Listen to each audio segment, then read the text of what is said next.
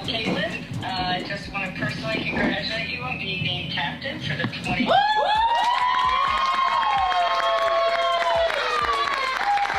The better part of 2 years, maybe even 3 years, the mainstream media has been trying to convince us that Angel Reese is a huge star. The WNBA tried to force a rivalry. They told you Caitlyn Clark and Angel Reese were co-equals, two titans destined to clash, ready to carry the torch for women's basketball. But the recent All-Star voting just delivered a brutal, undeniable truth. While Clark prepares to captain the league's biggest showcase, Reese was nowhere to be found among the top contenders. This isn't just a popularity contest. This is a devastating reality check, exposing the chasm between manufactured hype and undeniable excellence. The comfortable narrative has shattered, and what you're about to hear reveals a truth far more uncomfortable than you ever imagined. Angel Reese, I'm sorry, ma'am. What makes you think that you deserve to be in the top 10 in the whole WNBA in voting? Don't you know you got to compete with Plum, Collier, Breanna Stewart, Sabrina Ionescu, who else? Caitlyn Clark, who is ranked 4th in the WNBA. She's ranked 4th. You are ranked 25th. The silence around Angel Reese's name on the recent All-Star ballot wasn't just deafening, it was a thunderclap echoing the undeniable shift in public perception and on-court reality. While Caitlyn Clark, despite navigating the early challenges of a grueling professional schedule and even a few missed games due to injury, prepares to captain the 2025 All-Star Game, a testament to her unprecedented impact and soaring popularity, Angel Reese found herself watching from the sidelines, nowhere near the top tiers of fan voting, a stinging snub that resonated far beyond mere popularity. So lads, Caitlyn Clark led the WNBA in All-Star voting. Obviously led the WNBA in All-Star voting. Like, I don't think anyone is shocked by that. If somebody is surprised by Caitlyn Clark leading the WNBA in All-Star voting, you've been living under a rock. It's obvious. She was always going to lead. This wasn't just a contest gone wrong, it was a profound referendum on what truly matters in professional sports. After securing an all-star spot in her rookie year, a season steeped in the afterglow of a championship run, Reese had reportedly entered the 2025 campaign with a belief, perhaps even a deep-seated delusion, that she had firmly established herself as Clark's unquestionable equal, a co-architect of the league's future. The voting public, however, a diverse and discerning body of fans, players, and media, has now shattered that illusion with decisive finality. Clark earned her coveted captaincy with an overwhelming 1,293,526 fan votes, a monumental figure that underscored her unparalleled influence and widespread appeal. Reese, by stark contrast, couldn't even crack the initial top 10 in the returns, managing a mere 173,363 votes, landing her at an abysmal 13th overall. Bit of an up and down season for her, relatively speaking, because she's been in and out of the lineup. Collier did miss a few games with a back issue as well. And of course, Clark had the shooting slump before she went out with the latest injury. Don't know how much that was related or is related, but Clark's impact on the floor is apparent when you see her there and when you see her off, and her numbers are still awesome. Not to mention, she's by far the most popular player in the league, and this is decided by fan voting. And the message, delivered with cold, hard numbers, couldn't be clearer. The proclaimed rivalry was never truly a balanced contest, and the actual gulf between these two athletes has now been laid bare for all to see. The stunning vote tally was just the opening act for a larger, more unsettling narrative that continued to unfold on the court, and what happened next would only widen that chasm into an almost insurmountable canyon. Whoever came up with the me bounce thing, y'all ate that up, because rebounds, me bounce, key bounce, anything that comes off that board, it's mine. it's mine. And a brand, that's 6 figures right there. Whoever came up with that, the trolling, I love when y'all do it, because like the ideas be good. Like when y'all have to alter my face and shit, because I'm cute. All right, whatever. Like that doesn't get me. But like when y'all came up with me bounds, because statistically, all the rebounds that I get aren't always just mine. They're like the defenses too, or somebody else's on my team. But when y'all came up with emails, y'all need to do one thing. Jenny, we're working. We're gonna work with that. Forget the hype, forget the social media skirmishes and the carefully curated headlines. The raw, unvarnished numbers paint a picture far more chilling for Angel Reese. Her second season in the WNBA has not just seen a slight dip, it's witnessed a troubling regression across nearly every single statistical category. A backward slide that casts a long shadow over her professional trajectory. From a rookie year that saw her average a solid 13.6 points and 13.1 rebounds per game, numbers that once suggested a promising future, she's plummeted to a concerning 11.7 points and a reduced 12.3 rebounds. So Angel Reese came out and had a 12 rebound, 4.2 assist game in the absence of Caitlyn Clark tonight. Angel, they're not coming for you. They're coming to watch the prodigal son or daughter, Caitlyn Clark. But the true alarm bells are ringing elsewhere, piercing through any lingering illusions of consistent performance. Her turnovers have nearly doubled, escalating from a manageable 2.2 per game to a staggering 3.9, a glaring indictment of decision-making under pressure and ball handling deficiencies. Even more concerning, her field goal percentage, a basic measure of efficiency for any player, has nosedived to a dismal 39.1%. This isn't a slight dip or a temporary slump, it's a concerning, systemic slide for a player once touted as a dominant, game-changing force. Because to be 6'3", she should be more dominant than what she is. Clearly, she don't be in the gym enough, because she should be stronger than what she is. They be handling Angel Reese, and she want to be crying and talking about they ain't passing her the ball. I wonder why they not passing you the ball, because you're not good enough. And then the Chicago Sky, know what I'm saying, viewership, it only reaches like 1 point something million. But check this out. The highest was when they played against the Indiana. Meanwhile, the very player she was supposedly rivaling, Caitlyn Clark, even with a few missed games due to injury and the constant physical targeting from opponents, continues to shatter records and redefine offensive play. Clark consistently averages 18.2 points, 8.9 assists, and 5 rebounds, demonstrating an unparalleled ability to impact the game across the board, facilitating for teammates and scoring when needed. You know, in the past when I said things like Angel Reese is not a good basketball player, I think I spoke too soon. At this point, I've come to realize that Angel Reese, the self-appointed most important player in the WNBA, is not a bad player. She may be the worst player, at least whose name we actually know, right?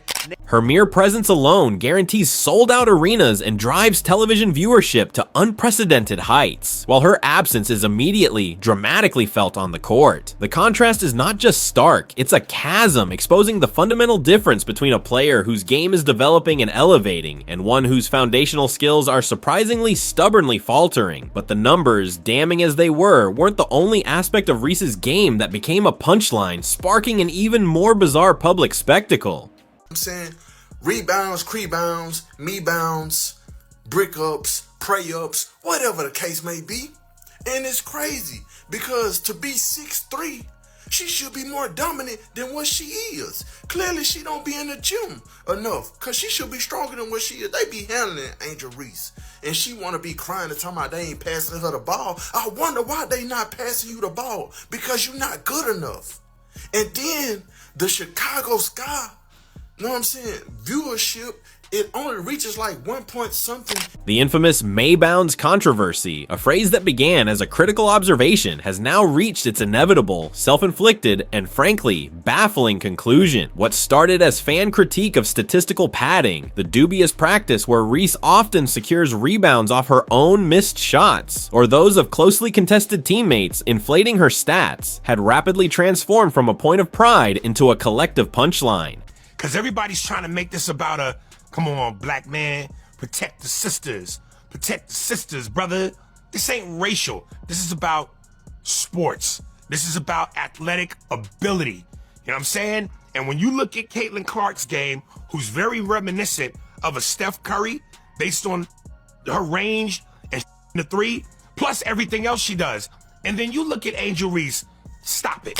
The sheer audacity of it all unfolded as Reese, in a bewildering strategic pivot, acknowledged the criticism not by addressing the underlying issue of efficiency, but by attempting to trademark the very term for potential merchandise. "Whoever came up with the Maybounds thing, y'all ate that up," she declared, almost proudly, as if turning a glaring weakness into a business opportunity was a stroke of genius. It's perhaps the most damning indictment of all, a player choosing to commercialize a statistical anomaly, a byproduct of inefficiency, and an inability to convert simple layups rather than relentlessly working on the fundamental flaws that led to it. I ain't gonna lie, this bitch so trash. Y'all gotta understand, she gets so many rebounds because she missed the layup 50 times before even getting fouled for real. You got sports bettors making thousands and thousands of dollars on her missing her first shot. Like, how you that tall and close to the rim and you can't even make one layup game? They pay your ass way too much money for this shit. Meanwhile, Caitlyn Clark got this bitch playing like Steph Curry. She missed so much they gave her own slogan. They call her ass knee-bound. I'ma miss the layup, I'ma get it rebound, and I'ma miss the layup. This audacious pivot from accountability to blatant commercialization revealed a mindset prioritizing brand over fundamental skill development. When you're spending precious energy trademarking a phrase that highlights your on-court struggles rather than diligently honing your shooting form or tirelessly working on your footwork in the post, the priorities become glaringly misaligned, almost tragically so. This bizarre approach, this embrace of perceived weakness, would soon have profound consequences, not just for her own individual game, but for the entire team she was supposed to be leading. The very integrity of her on-court contributions began to be scrutinized, and the results were not pretty. We need to get better. Obviously, we've had up and down games, but we're all-stars, and we're going to continue to prove it. Obviously, this is the last week for all-star voting. Camilla, she should be all-stars her first year. She could have got it last year with injury, but she should be an all-star this year. I think we've had up and down games, obviously, but being consistent and coming out every night. I mean, obviously, you don't put up 27 on nothing, like, against anybody. She's been consistent. Obviously, she's going away, but that doesn't take away what she's done. So, her, me, Ariel, I know we belong to All-Star. Thank you. The profound impact of Angel Reese's presence on the Chicago Sky has been brutally evident, painting a bleak picture of a team struggling to find its identity amidst highly publicized individual struggles. While Caitlyn Clark has, almost single-handedly, elevated the profile of women's basketball, drawing in unprecedented crowds, selling out arenas nationwide, and shattering television viewership records with her electrifying play, Reese's Chicago Sky languish at a pathetic 5-11 record. They dwell deep in the basement of the Eastern Conference, a team perpetually searching for answers. You're crying on the podium about how people hate you, and then you want to get in videos like this and say, I love the trolling. Pick a side. What side do you want to be on? Do you want to be on the villain side that you don't care about trolling, or do you want to be on the victim side crying about how people hate you and how your crown is heavy? What is it? You're so fake, bro.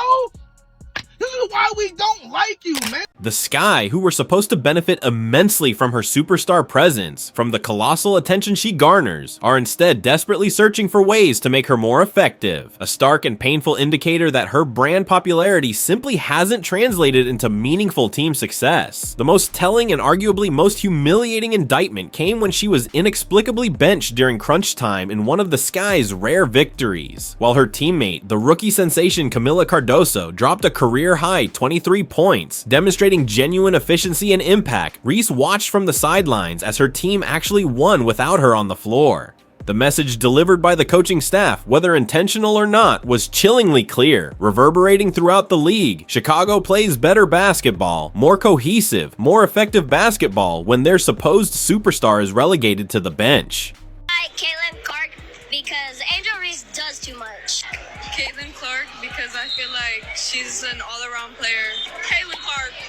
I pick Caitlyn Clark because she's better than Angel Reese and she doesn't really finish her layups. I think Caitlyn Clark is better than Angel Reese because Angel Reese is just not my type. This isn't just a tough moment, it's a profound public questioning of her value. When your own front office, including the Sky's general manager, is publicly questioning your production, stating bluntly that the team needs more from Ree, you know you're in deep trouble. The bar for her performance has fallen so dramatically that the fact Reese was even named the Sky Player of the Week after recording a modest 17 points and 11 rebounds in a loss only highlights the desperate measures and lowered expectations surrounding her. These are numbers that, for someone of her presumed talent level and undeniable collegiate achievements, used to be considered disappointing, even failures. This continuous team turmoil, this inability to elevate her teammates, paints a picture of a much larger, more systemic issue. A player who, despite all the hype, simply cannot contribute to winning basketball in the way her reputation suggests. And the Sky's new head coach, Tyler Marsh, knows it all too well. Enter Tyler Marsh, the Sky's new head coach, a seasoned strategist who has been tasked with what increasingly appears to be an impossible mission, molding Angel Reese into something her current game simply isn't, transforming a square peg into a round hole. The coaching staff has reportedly tried everything conceivable, a desperate gambit to unlock a different dimension to her game, to make her a more versatile, impactful player. They've experimented with moving her to various positions, hoping a new spot on the floor would magically ignite her potential. They've attempted to develop her into a point forward, giving her more ball handling responsibilities and playmaking duties. They've even had her diligently work on her three-point shooting, trying to stretch her range and make her a threat from beyond the arc. It's basketball's disheartening equivalent of trying to teach a fish to climb a tree. You can call it versatility all you want, you can laud the effort, but when your star player is shooting a dismal 39.1% from the field and demonstrably struggles to finish at the rim despite standing at a commanding 6.3, no amount of position changes or tactical shifts will fix those fundamental basketball deficiencies.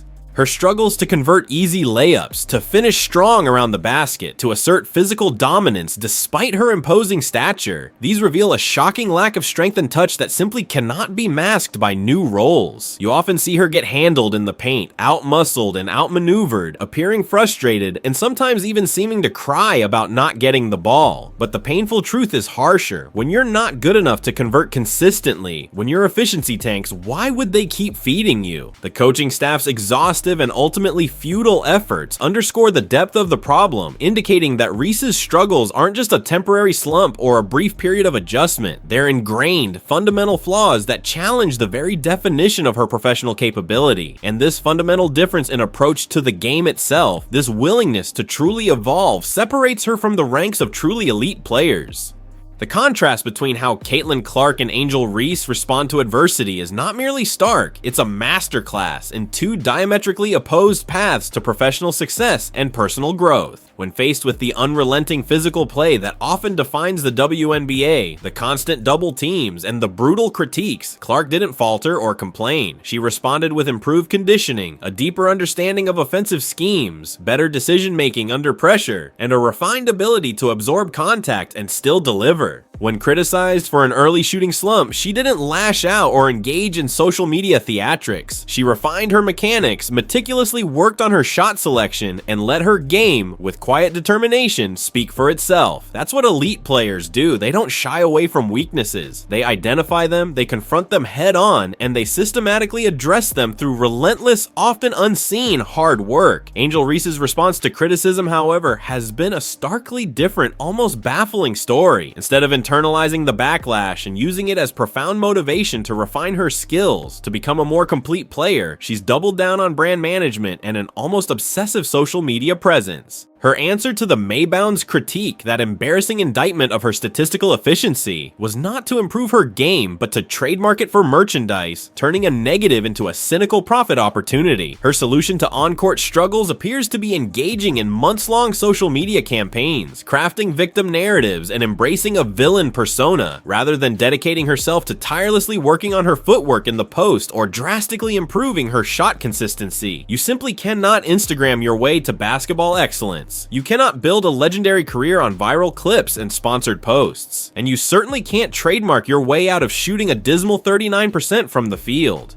This approach might generate short-term attention, a fleeting moment of virality, and some cynical profit, but it absolutely does not win basketball games, nor does it earn the respect required for consistent all-star selections. The WNBA isn't merely Instagram, and professional basketball is far from a popularity contest decided by likes, shares, or social media engagement. This fundamental difference in character, in commitment to the craft, and in genuine professionalism ultimately shattered a narrative that the league itself tried desperately to force upon the public.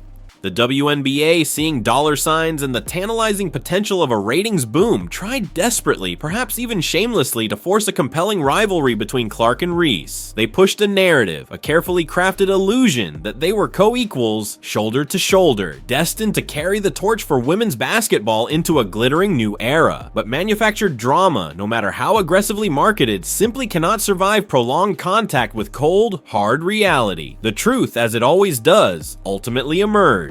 Clark's undeniable dominance across every meaningful metric, from individual statistics to team success to an unprecedented cultural impact on the sport, has made the supposed rivalry look exactly what it always was: excruciatingly one-sided. The harsh, undeniable truth that no amount of marketing spin can erase is that Angel Reese likely peaked, truly peaked, during her unforgettable college championship run at LSU. That magical season where everything seemed to go right, the perfect teammate chemistry, the ideal system fit, the overwhelming momentum of a championship run, the timely performances, all combined to create expectations that her professional game, tragically, simply cannot meet. College success does not always translate seamlessly to professional excellence.